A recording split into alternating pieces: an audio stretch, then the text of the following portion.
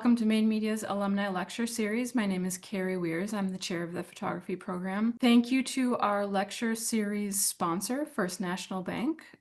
The support of First National Bank makes these events possible. We are really excited for the lecture today with Leanne Trivett S. Her presentation is called The Playhouse of Creativity. We're really excited to have her here today and to welcome her officially to the Maine Media community. Leanne Trivett S is an award-winning photographer and visual artist using her personal photographs to explore self-portraiture, florals, and the emotional abstract. She graduated with a BFA in theater from Tisch School of the Arts at New York University. Her background in musical theater and her experience performing as a professional singer have inspired her creation of characters and self-expression through images and photography. She is best known for her colorful and current self-portraits and her work with florals.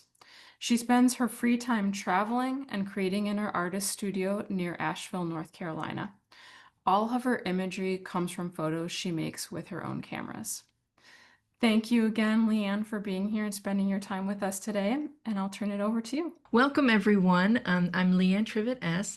I'm really grateful to be here and talk art. It's one of my favorite things to do is to meet like-minded creative people, make new friends, and talk photography, inspiration, and creativity. So welcome, everyone. And after this art talk is over, I hope that you find some inspiration, but you can certainly reach out to me through my website, email, on Instagram, on Facebook. Just reach out and say hi. I saw the talk and let's talk more and introduce yourself. And with that, I will introduce myself. Welcome, everyone. And let me get my little slideshow going. Thank you for having me. And I'm Leanne Trivett S. I'm a visual artist and I use photography to create emotional works of art. And I won't read to you my artist statement, but I want to impress upon you how important it is for, especially for an artist like myself. It's really good to say, my background is in theater. I was a professional singer. I create things that look like music. I tell stories. It really helps curators, galleries, museums. It helps them to understand me and where the art is coming from. So I do like to continuously work on my artist statement. And I implore anyone who doesn't have one, is starting one, keep working on it.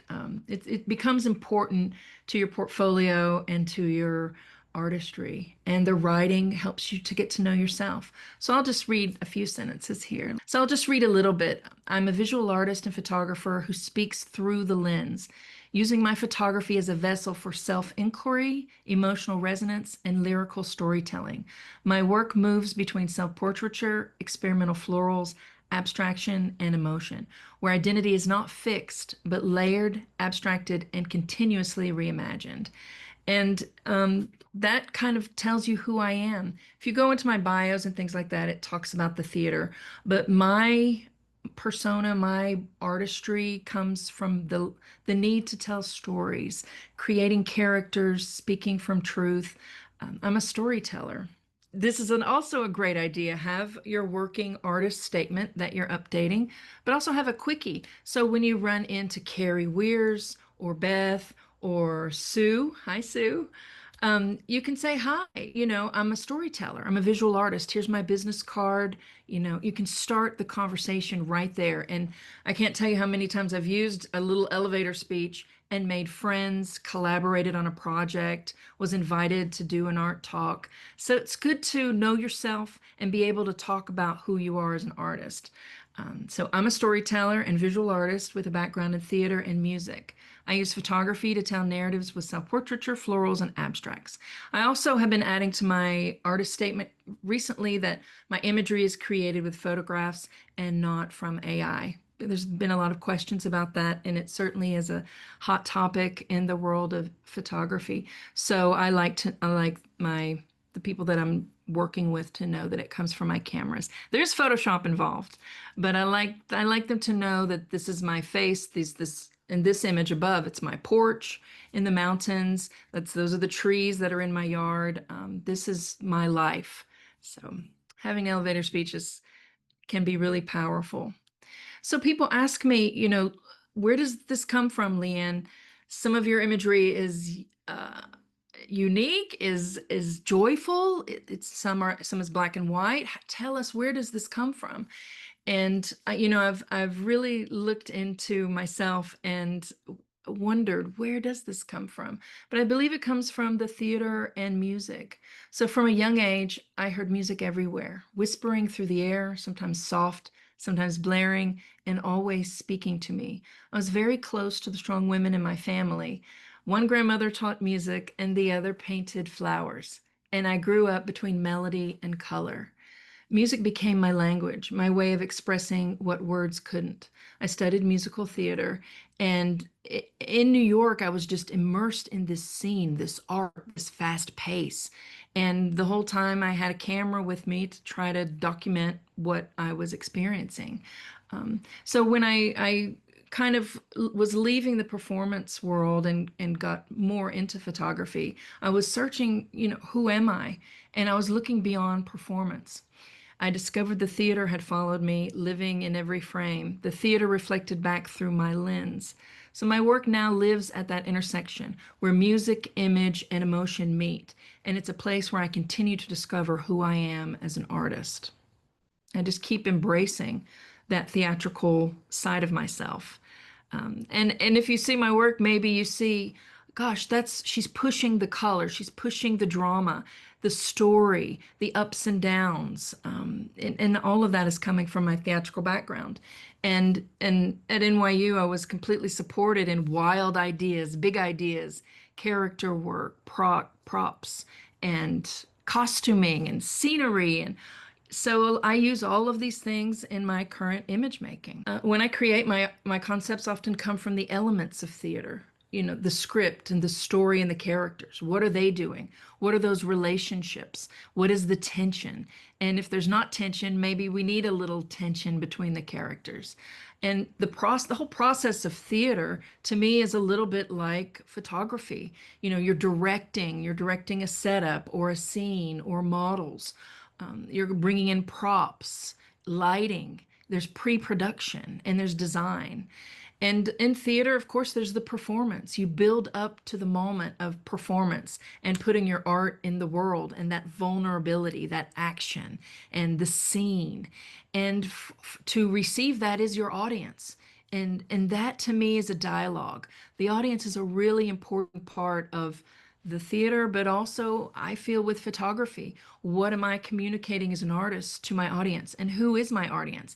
And what are we saying? And I think once we start to talk about it, I think that is a beautiful bridge and it opens doors for the communication, the connection of art and what they're seeing, what they're feeling, what I'm feeling, and it can just keep going on and on. I love to talk about the audience because I do consider them.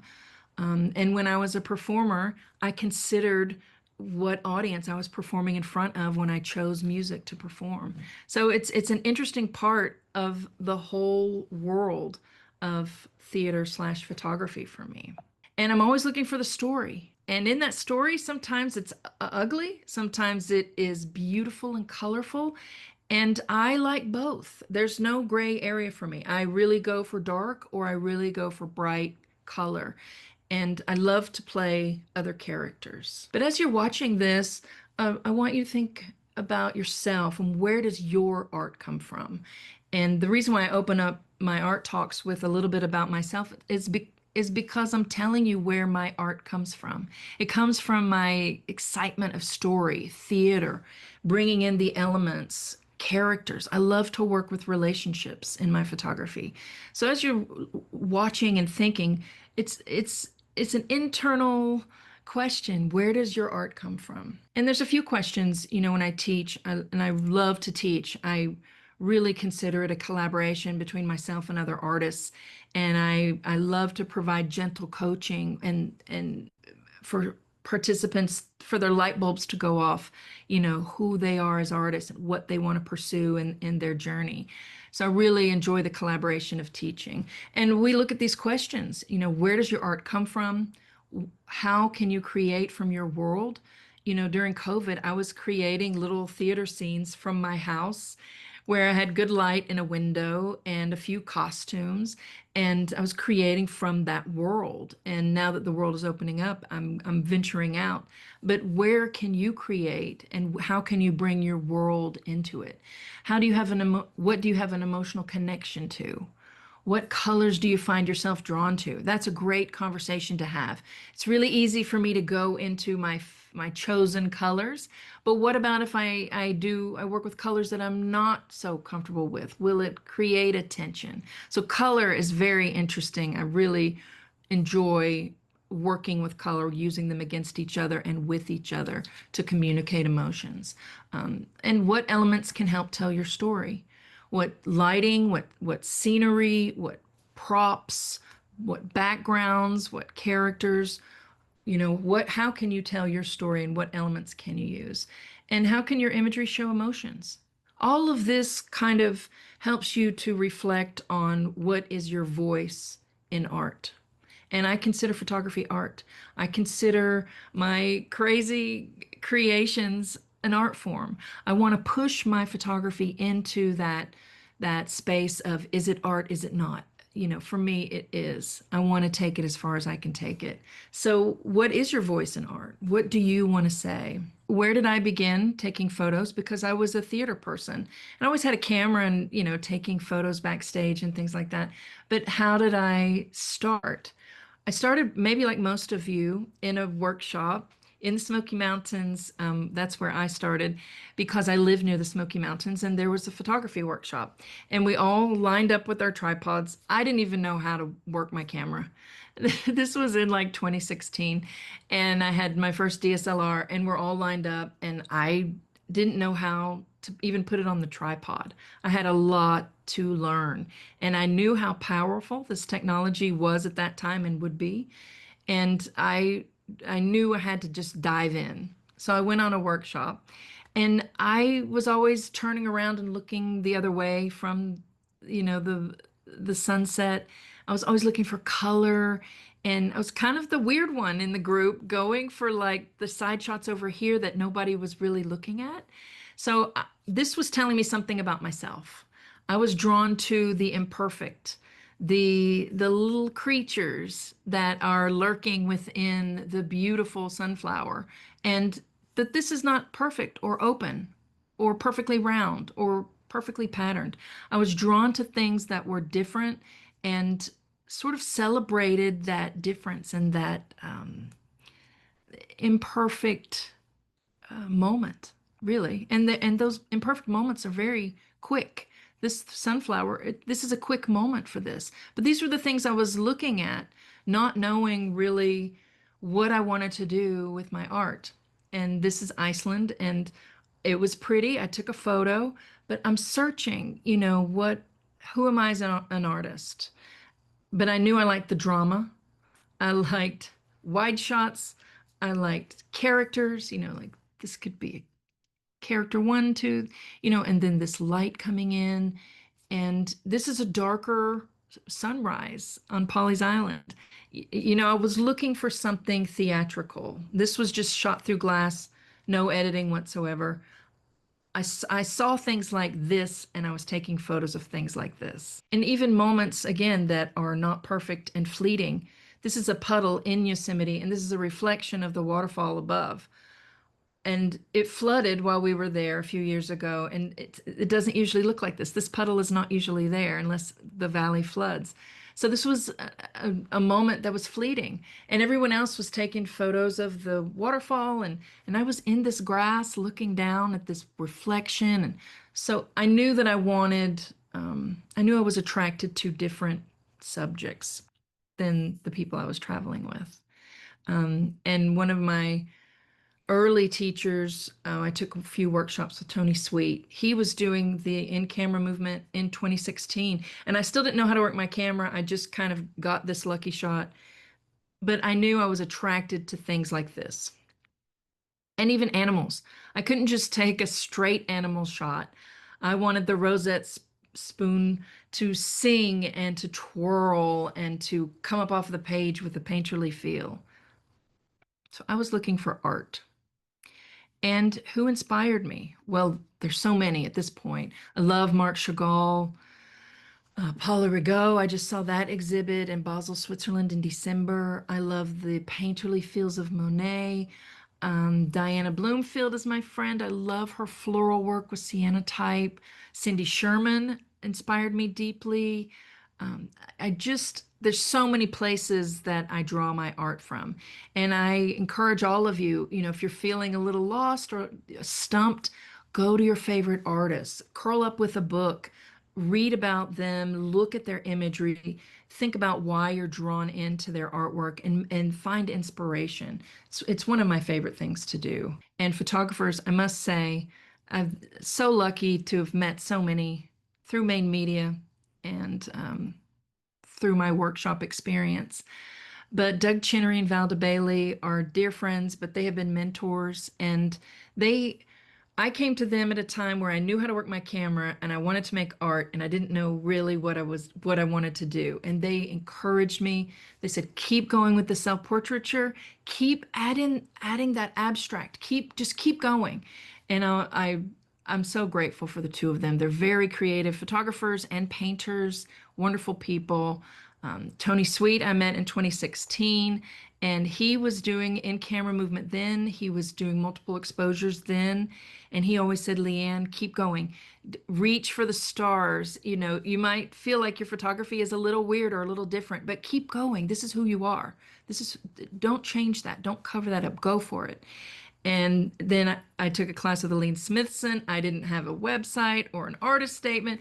And she's like, okay, Leanne, you're a theater person. Draw from that background. And it clicked. I wrote an artist statement. I worked with her. I got a website. She's big on the newsletters.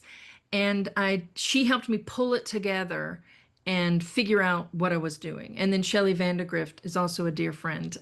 She's great with Photoshop and infrared, and she showed me a few things with the Photoshop. So I feel like it's really important to say thank you to people that have helped you or who have inspired you, because we all get to certain places because of them. So thank you, friends. And there's so many people here at Maine Media, so many classes to take, whether you're into video or photography, writing. There are so many classes. This Maine Media has so much to offer. So I encourage you, keep digging through that website and see things that you connect with, and take what you can. I love to learn. So all of this, I realized I wanted emotional storytelling with a lot of drama. And whether I'm doing flowers or abstracts, I return to this. My emotions maybe of the day, or I have an emotional experience. I put that into my work. I love to tell stories, mostly true stories, but also a few surreal things. But the drama helps me to feel bold with my movements and my choices and my editing. And I stand by my work. I have so much fun, and it just is who I am. And it keeps me going. It keeps me creating, and what can I do next? And so this is what my work is about: emotions, storytelling, and drama.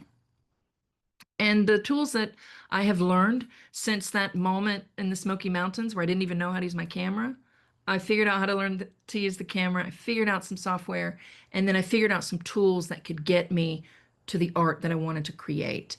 And blur is one, multiple exposure I use quite a bit, slow shutter, and you can use that in many ways to create drama, atmosphere, and then intentional camera movement. So sometimes I use them together, I use one, but these are tools that I craft my techniques to use them to tell stories. You can see this first one, there's some blur, and with that blur, I lead the viewer right to the eye. It's exactly where I want them to look.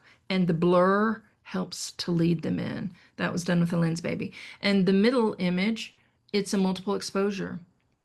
It's dramatic, it's layered. To me, it's showing that a human being is not a flat piece of paper, that we're 3D, we're animated, and I'm bringing it up off of the page, and I'm doing that with multiple exposure. And then this last image is in Japan, and we saw a karate school, and it was so active. They were so intense. So to capture that intensity, I wanted some in-camera movement or slow shutter and kind of blur the action and feel like it's alive. You know, the blur can help bring the drama. The multiple exposure can help show relationships. The slow shutter can show narrative. So these are all connected for me. And at this point when I'm creating, I usually have an idea of what I'm going to do and the techniques I'm going to employ. But a lot of times I also just experiment and throw a wild card in there and just to see what happens. I encourage you all, if you're into storytelling, especially the blur can really be interesting to help with characters. So I started here 2021 with this is my first self-portrait, and I'm using my Canon Mark IV and a 50 lens, and I just held it out and I was leaning against my door. This is during COVID, and I just took the image and very little editing. I did a multiple exposure. And that's where I started. And I was like, wow, this camera can take a nice photo. Let's let's keep let's keep going. So during COVID, I tried all kinds of things. I was alone a lot. My husband worked in a bank in an office, and my mother is a cancer survivor, so I had to really be careful to not expose her to things. So that was a creative time for me. It was a really hard time for the world, but I've heard so many people say that they got some things done at home, some creating, some projects started because they had the time. And I had time with myself, so I played, had a good time. I played with things I was learning about, the blur, light leaks, and trying new things in Photoshop and layering. And you never know where an image can go. This particular image, I'm not a big bragger, but I have to tell you, I created this and I personally like it. I love this. It's called Heart Explosion. And you never know. I entered it a few things here and there, and it has been on the front of a magazine. I've been interviewed because of this. It's been in galleries. It's been crazy. So you just never know where an image can go. And I create art that I love and then see where I can get it to go. And this one was kind of popular, so you never know. You never know where it can. This one again has also been shown in several galleries and different things, magazines. And I feel like the emotion is what's coming through. Maybe that's what people are connecting to. And you all are welcome to put in the chat if you're connecting to something or feeling something as you're looking at the imagery. Feel free to put it in the chat and we can talk about it. I've had lots of reaction to this image in particular. People, it's a little uneasy, or it's a little scary, or it's hopeful. I've had both ends of the spectrum. And really that's a good place for the art to be, because if we're talking about it, that means people are feeling something. I like the conversation. I like noir, especially this time of year. But I was in Edisto Island in near Hilton Head, and we had rented a house on the beach, and this was the next door house, and this window was really foggy, crazy, plasticky. There's a lot of texture, and so I just started taking photos of the next door house, and then I started to use it for a few noir pieces. And this is a multiple exposure in Photoshop, layering with my face and making it noir. That has been fun too. I love the blur and the movement. I like to know usually what the subject is. There's a hint of it, and then the blur and texture around it. I love to mix in and play with. Bright color, I push color. I currently have two solo shows, and one we printed 20 large pieces, and it was so interesting because the printer was saying, okay, we might go out of gamut with this pink and this blue. And so I just tweaked it just a tiny bit, and it was fine. And it printed beautifully and bold and colorful. We did large acrylic. And, it's good to know that when you're printing. But I love to push the color. I have to keep it in the gamut, but I love to push the color. See what happens. I also like to take the color away. I like to work in black and white. I feel very strong storytelling takes place in black and white. And that's a challenge you can give yourself if you want to work on some pieces and tell your own story. The black and white supports the narrative. I really enjoy working in black and white and the drama of it. You know, if I remove the color, we have that beautiful color distraction removed, and now we're looking straight into the face of this, and you're looking straight into the story. So I really enjoy working in black and white and taking away the color. And this I created, I did not have much makeup on. And I did not have that many Photoshop skills at this time. This is also 2021. And I drew things on in Lightroom and in Photoshop, but I did not have the knowledge I have today of Photoshop. I just wanted to prove to myself I could do it. So I worked and worked and worked on it. And the mouth, that is, completely created that mouth in Lightroom of all places. So you just never know where the play will go. And this has been in several things, but you just never know where your experimentation can lead you. This is work I did in San Sebastian, Spain last year. And I've created several projects from that trip. One, a love story that's very colorful, and then one about trauma. And this is from Navigating in Traffic about trauma. And it's all in black and white. And it's interesting to see that from the same vacation in the same week, you can create such different series and works. And to do that, I think you have to follow your heart. Where's the emotion going? What are you experiencing?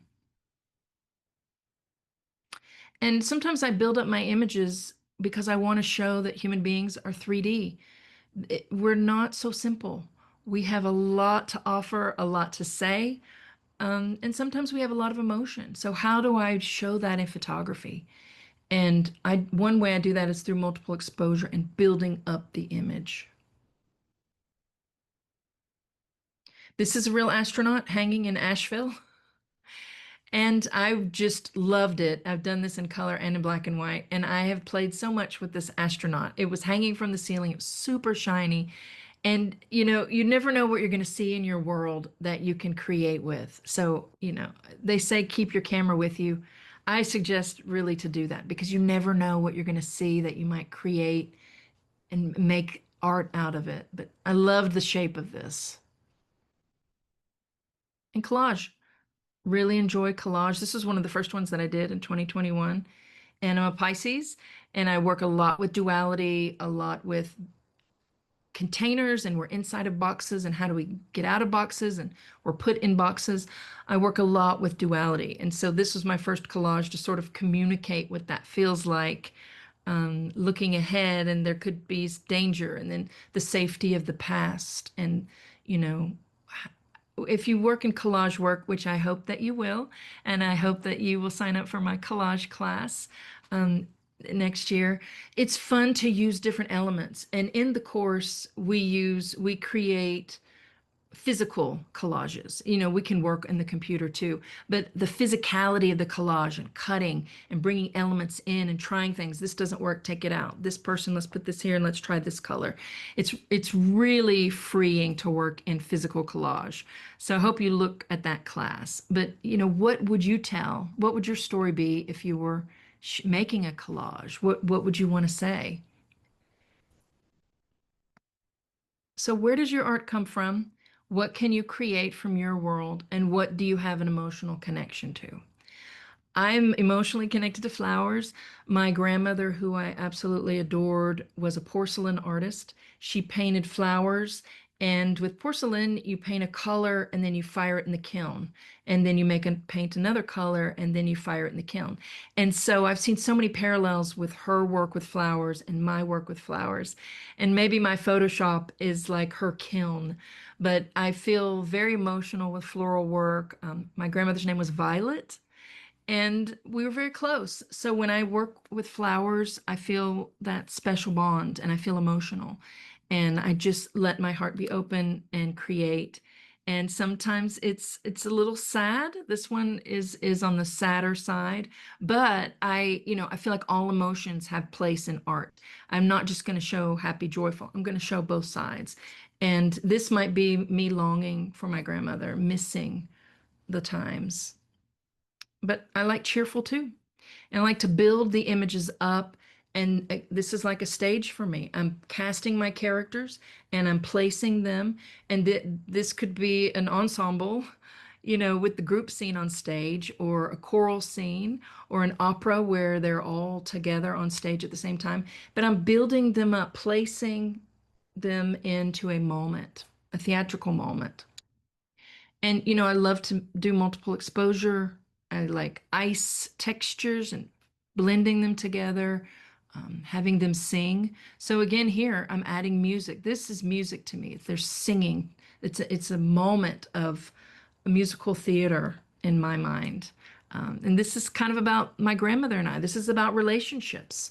She might be the larger flower and I might be the smaller flower. And with her protection, so there's emotion and story even in dried flowers that I photographed on my light box, and that's how I got these images.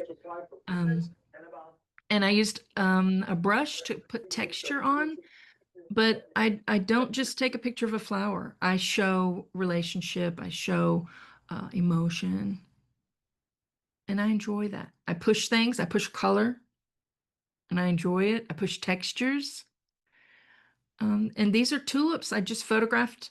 I placed them down, but I wanted, once I started to kind of put them together, the stems, it felt like swimming. So then it pushed me further to create, and it's called swimming in sequence. So it pushed me further into creating something that felt like swimming. So these ideas come up when you play and when you're with subjects that you're emotional about, ideas pop up, and that can be so exciting. Um, More work from Spain and just pushing identity.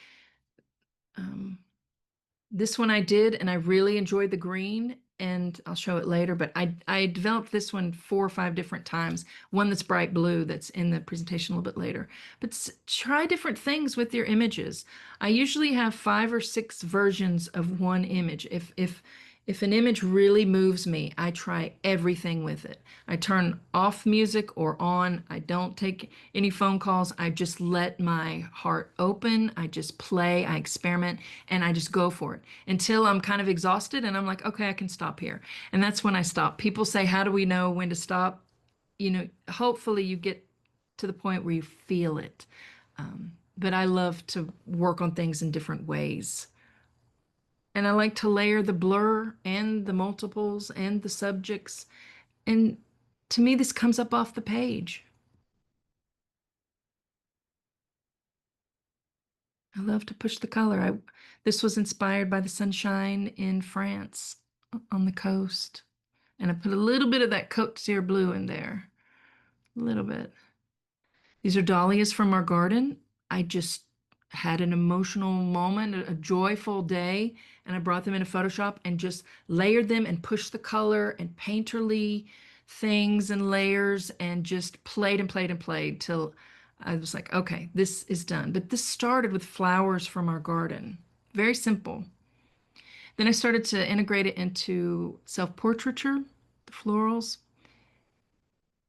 And this was one of my first, and I just shyly entered it into the LACP Creative Portrait show in 2021. And I'd never entered anything. I didn't have statements. I didn't even have a name for this really. And it got in the show, and that really inspired me. I was like, okay, there are things that I can do with my artwork. I got to work really hard, but maybe I want to go in this direction. It really inspired me to just keep going. And this is just a shot that I photographed myself in my bathroom where my light is good. And this flower here is a metal flower that I have that's in the garden. And I just use things around me that inspire me. And I push the color, and I love textures, and I add them and paint them in. I really love it.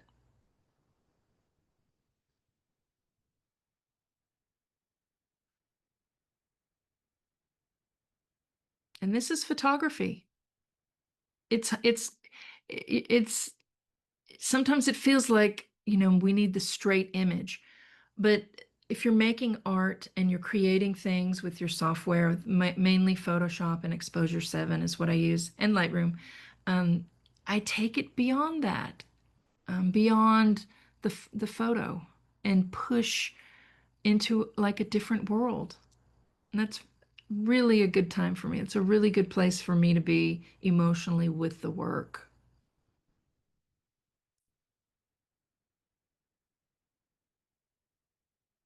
And I got into abstract about 2 years ago, and I started to add this in to the work.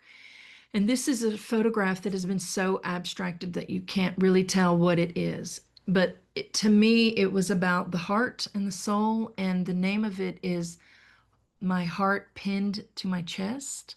And you can see all of this down here of abstracted and pushed the color and changed things and added textures. All of these are the many layers of maybe my soul. These are colors I work with quite a bit. And so it just kind of came out of me one day. But abstracting a photograph can end up looking like this. And that's really where I find the fun. I just really enjoy finding the surprise of how I can push it and layer it and add things, and it changes everything.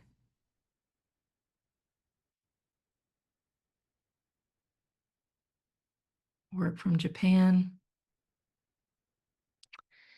And an abstract that to me, this looks like music. I use the inspiration of music quite a bit in my imagery. So I create from my world music, flowers, the strong women in my life, story, theater. That is all unique to me. And I use my soul and experiment and create there.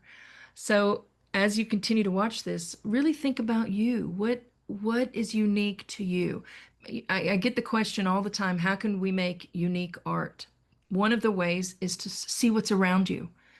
What are you into? What is unique in your world? Because guaranteed, things that are sitting in your living room or things that are around you, objects, those are things that are not in everyone's home. They are unique to you.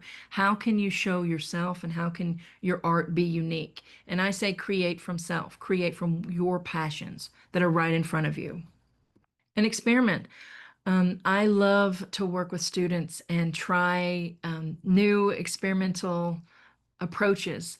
I love to say, let's try this and see what happens. And then there'll be some failure, there'll be some great success, but there's always an aha moment. There's always something that we're learning, and I'm learning too, when we experiment. And I think experimentation is so important to the journey of an artist. It takes you out of your comfort zone. It pushes you to take risks. It teaches you what your boundaries are. And it teaches you who you are as an artist. Because sometimes immediately you say, oh no, that I went too far. I've got to delete that layer. Don't like that. That's telling you who you are. And sometimes you experiment and you're like, oh my gosh, I tried something new. This is really exciting. I now love the color green. I'm going to go make a project. So experimenting can really lead to moments that you would not find if you just were comfortable. So experimentation to me is a huge part of what I teach. It's a huge part of what I do. And I feel like it has helped push me further. And it continues to push me to learn new things, to try new things, and keep going. Um, and there's a literal definition of experimentation. It's a scientific procedure undertaken to make a discovery, test a hypothesis, or demonstrate a known fact. But in fine art, an experiment is a method of artistic inquiry where the artist tests materials, concepts, and processes to challenge convention and expand aesthetics or conceptual boundaries. It is an exploration of form and idea that values the process itself as a site of meaning, where failure, chance, and transformation are integral to artistic evolution. So that's a mouthful. But what it means to me is that experimentation can push you to the next level with your art, the next level in your project. Um, it's such a joyful thing to be a part of. I love experimentation, and hopefully you'll check out my collage class. You come there, we can experiment together. It's always really interesting to see participants try new things and have moments of, you know what, I really love this technique. I'm going to work with this over the next few months and develop it. It's so exciting. So feel free to experiment. Turn off those voices in your mind and head of perfection and allow yourself to experiment. Don't let the voices in your head limit your creative freedom. Rick Rubin has a great book on creativity. He's also a musician, and he also went to NYU, which he was like producing the Beastie Boys in the dorm there. And I was not there at that time, but his writings on creativity have really inspired me. But don't let the voices in your head and your life limit your possibilities. So, talking about experimentation, I love to experiment with color. And, you can go deep with color. You can choose colors that mean things. You can add color to show emotion in your work. You can do an entire series and choose colors based on the emotion and the feeling that you want to express. So color is very powerful. And just to show you an example, I started here. This is a blue background that I have, but also I photographed these flowers on my light box, got them super sharp, and then Photoshop add them in. So I started here and I said, let's play with it. Let's change the color. So this is Leanne on her computer playing, experimenting. So we started here, and I really love these oranges and these blues. And when you're working with your work, have a look. What are you responding to? What do you like about what you're seeing? So I'm seeing painterly texture, which I always love, but I'm seeing the interaction between blue and orange, and I'm really enjoying that. But I'm like, what if we try red? I'm like, wow, that's dramatic.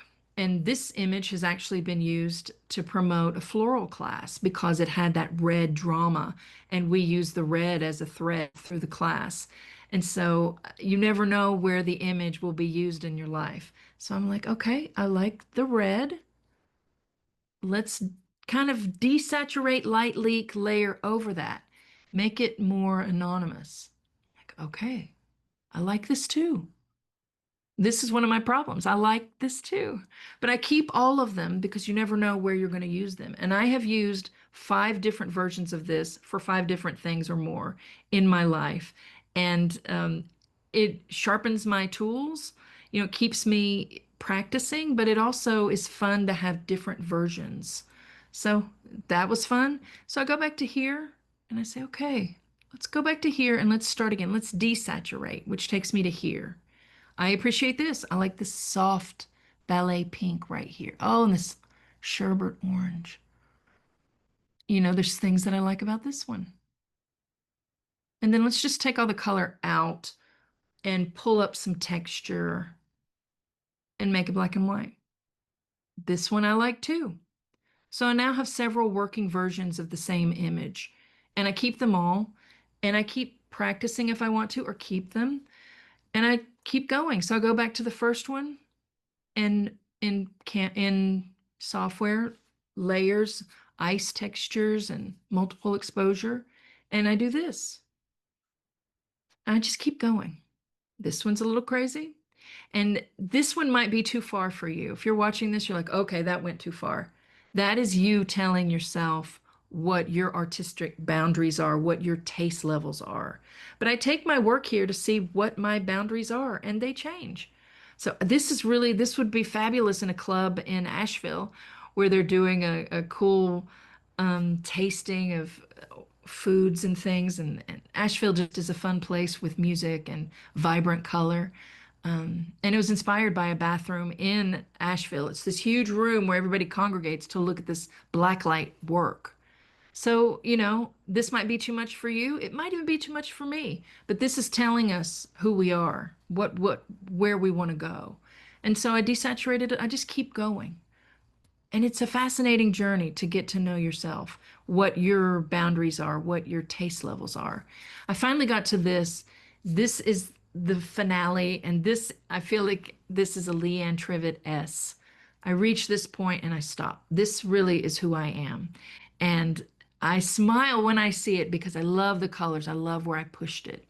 And the very first image might be your favorite, but you never know unless you try, if you experiment, try different things. So back to this image. I really enjoyed working with these flowers. I photographed them in my studio with just minimal light, had a great background that was painterly, and I made a multiple exposure.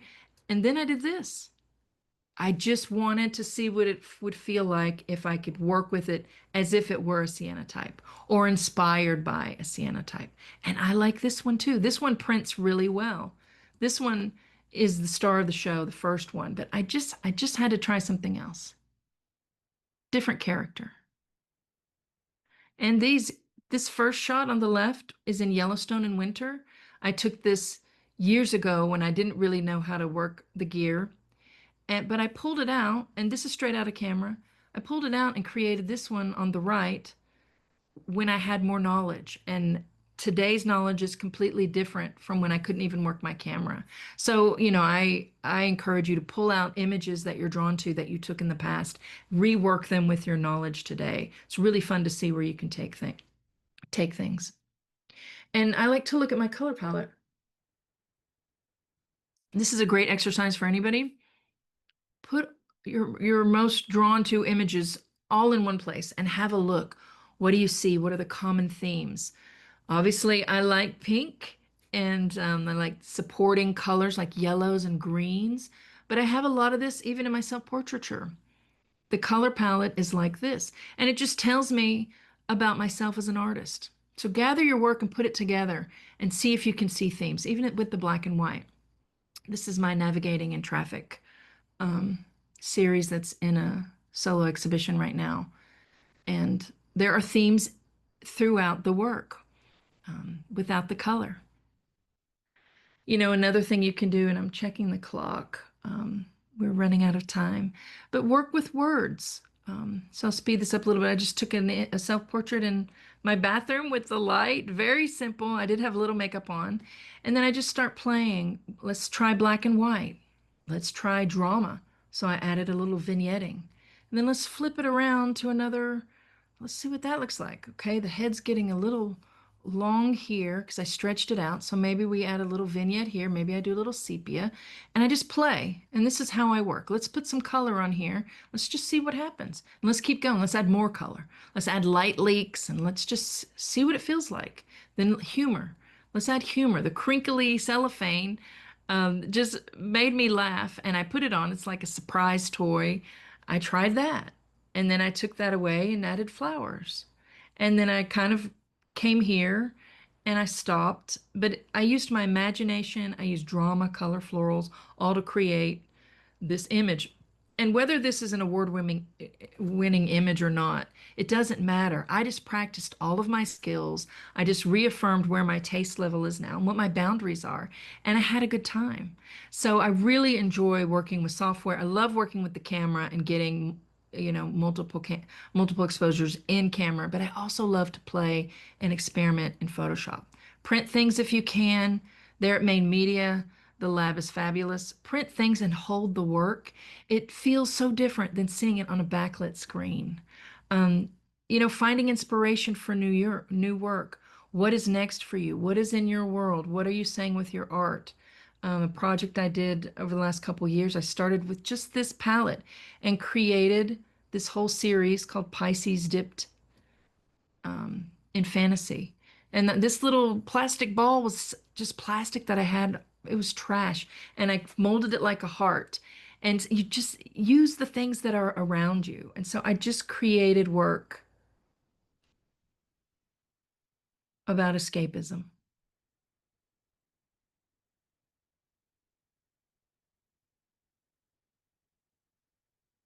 I chose colors to represent water. My grandmother painted with gold. I used shape. I used slices of identity. I used blur, to hide things. I used light to accentuate, to have you look at this eye. So I played around with the imagery and I wrote about it. I'm going to keep going because we have just a little time left. But people ask me, where do I find inspiration? Travel, art exhibits. I love going to museums, local art. Get involved with your local art. Look at what Main Media has going on. They have free art talks, they have workshops, they have in-person experiences. It's very, very inspiring. So if you can do those things, go for it. But these images are from Japan. I was very inspired by Tokyo, and this is self-portrait I did in Tokyo, and the fast pace and all of the people and the buildings and the energy. You know, it was a really good inspiration for me to go experience the Tokyo area. And this is straight out of camera. It is reflections on reflections in a window, and you just never know. This was put on the side of a building projected in Los Angeles from LACP. You just never know where an image is going to go. So I always say create from the heart. That's the best place to start, and just go for it. Some of these have been on exhibit in Japan. Um, so just find your inspiration. Marc Chagall in Nice. I'm deeply inspired by this blue, how large the paintings were, the storytelling. So I created a few things inspired by Marc Chagall. We also went to Paul Cézanne's studio. On the left is a painting by Cézanne, and on the right is my photograph from the studio. They let us take a photo. I had my Hasselblad, and they allowed me to take a photo, and I took a photo and I added a little bit of painterly, but it just looked like this. It was magic. So find your inspiration in museums, in local places, in your home, music albums. I love Lady Gaga, and play with it. So I started there, but I wanted to take it further. Little desaturation, black and white. I love playing with the image once I get the idea sort of crafted. We can talk about equipment, lenses. I love Lens Baby. Feel free to email me and message me about gear. But remember, it's not really about the gear. All the gear is good, even the phones. It's about you. It's about you creating art. It's always about you. The equipment's just a cool vehicle to get us there. These are just examples of Lens Baby photos. So I love the blur and bokeh that the Lens Baby can provide. But just revisit these questions in your mind and push further wherever you are in your art. You might be just beginning, you might be in the middle somewhere trying to figure it out, you might be a seasoned professional. But what do you want to say? What is your voice in art? Don't forget to experiment. Always experiment.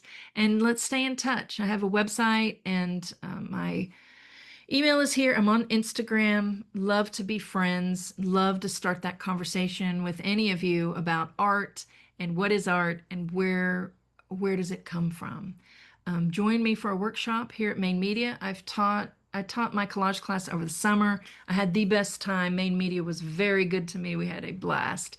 We're going to do it again in February, and it's physical collage. We're going to do a little digital, but we're going to bring out photos from our archives and work with text, emotion, and photographs. I'm also crafting the pop art experience, especially for Main Media. That's going to be fun. So be sure to look for that coming in the future. But I would love to see you all. Just check out the Echoes of the Unseen, and love to have you. All are welcome, all levels. Thank you for being here. It's so interesting to talk about self and art. Thank you, Leanne. That was a fast 50 some minutes. It was great. Listed on your sort of featured artist slide, you had listed Marina Abramovitz, and someone's asking what inspiration you've had from her. There's a documentary from her when I lived in New York. It was in one of my classes where she did performance art at the MoMA. And one thing that really moved me was her exhibit of when she sat in a chair and she invited other people to sit and they did not speak. The emotions between her and every single human being um, came to the surface. And she did this for 6 months. And her ex-partner came and sat, and there was an emotional moment then. But she was really giving her emotional world to each person that sat. And I thought, wow, she was exhausted. And the MoMA was full of people that came for this exhibit. So I was really touched by that documentary and touched by the self-portraiture that she and her ex-partner did together to show relationship. Someone was asking how you go about creating the blur in some of your images. Well, sometimes I start with a Lens Baby, and I just got a mirrorless. I was a little behind in that. I was using my Mark IV with Lens Babies, and now I bought a Nikon ZF, and I love the dials. Really, I'm connecting with that camera a lot. And I got the Trio, and it has the 3 Lens Babies on there. So I just got back from Vietnam a few days ago, and I took that, and it made me slow down and really work with the blur and the subjects. So I really love a velvet, and of the Lens Baby, and I use I love the sweet spot. And if you look at the Lens Baby website, they tell you everything you need to know. You can also message me, but my favorite is the Composer and the Sweet Spot 35. That's my favorite. In software, I sometimes create a blur, but I really love the natural blur of a Lens Baby. You've got a question about how close in time um, you might have an experience with something like this person is specifically asking about the flowers in France. How close in time that you're having that experience versus when you are sort of making, versions or the final version of an image on screen and as you're kind of processing. And sort of, does that emotional impact of those flowers stay with you? Or I can imagine maybe you're actually re-experiencing it as well. Yeah, wonderful question. That is a deep question. Well, the work I did in Spain, for example, we were in this hotel room that had all of these shiny surfaces, and there were reflections everywhere and from the door.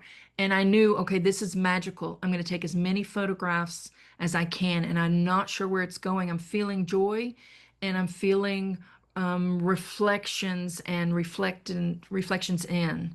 So I took all the photographs, brought them home, started to work on the happy project that I was feeling, but then all of this other work came up and has been actually successful. So sometimes I don't know, but I always allow the heart to lead. I know that sounds kind of cheesy, but it's true. I don't let what society wants or what Instagram wants or any of that. I create what I'm feeling. And sometimes other things just come up. But I just went to Vietnam. I took a lot of photographs there. I'm not going to have time to work on that probably for another week or two. So I have to really get back in that moment when I pull up the imagery when it comes. And sometimes it's different, but I try to channel that. I try. Someone's asking if you still have storytelling projects in the theater, and if so, how does your photography affect that work? Is there a sort of flip-flop there? That's a great question. I try to write about the work, project statements and things like that. I am not performing currently. I get invited to sing at different things. I do a Lady Gaga and a Stevie Nicks, and I really enjoy doing that. And that is storytelling. But currently, I am just working a little bit with kids in theater, but mostly all photography and telling stories that way, writing, adding text, teaching. I love to teach and work with people. I have gentle coaching so we can open up and really experiment together. And that's where my storytelling is coming from at the moment. One more, someone's asking about, or just saying that you've got a lot of work. So in terms of this volume, how do you document your images so that you know what inspired you at the time, and the elements that you put into it? That's a really good question too. Usually I have a couple of ways of working, but if it's really specific, I will photograph the objects, I will write about it. So when I go back to that particular chip and download the images, I've got the objects that I photographed, I've got the scenery, I photograph textures and light, and I write down emotions. And so it's kind of a journalish entry, and I'll revisit that. Sometimes I just take a very simple um, self-portrait and then play and see what I'm feeling that day and just create something out of that day. So sometimes it's pre-planned and I photograph everything and write it down. Sometimes it just happens. I hope that answers the question. That's a really good one because, in theater, when you're cast as a part, how can you connect to that character and carry that through a 6-week run of a show? How can I do an interpretation of Lady Gaga and find that excitement and the meaning of her music and perform it each time as if it were brand new? It's a great question, and I think I use those theatrical skills to recall those moments, or I try to. Leanne, I'll ask one more question, Sure. and then I think we can wrap for today. And thank you again so much. Um, is it possible to summarize a little bit about your Burning Man experience? Can you tell us about that? Well, I must admit, I was very excited about that opportunity. I I'm a very determined person, but I'm also laid back and easygoing. And so I love to pursue opportunities. And I also like when they organically happen. And the Burning Man happened organically. I showed a body of work in Asheville, and I became really good friends with some of the people that do this. And I met a contact through there and invited me to submit work to him. And he was going to Burning Man. He goes every year. They build this huge pyramid, and they inside the pyramid are chandeliers, and they have DJ parties and brunch, and all of these things are happening. It's like this epicenter of art and yoga and experience. And they do it every year at Burning Man. Even if there's a storm or mudslides and all of these things, they build this pyramid every year, and they show art on the side of it. And so he invited me to do that, and he showed my artwork. I was not there, but it was a really good experience. It's something I'm just excited about because I've always secretly wanted to go to Burning Man. So if anybody wants to go, let me know. Maybe we can get a camper. But Burning Man is full of exciting art. Oh, it's so inspiring, and the costumes and the characters, and I just find it very interesting. So it was fun to be a part of it. Um, the art was there, not me, but the art was there, and that was exciting. Well, you're such a great fit for that in so many ways. So, Yeah. so thank you again, and everyone, thank you all for joining us again today. Leanne, thank you again. Such a great introduction of you and your work, and our community is very open, and I'm sure you'll hear from many people after today. So, thank you so much. Thank you so much, Carrie. Thank you, Main Media, and thank you all for coming.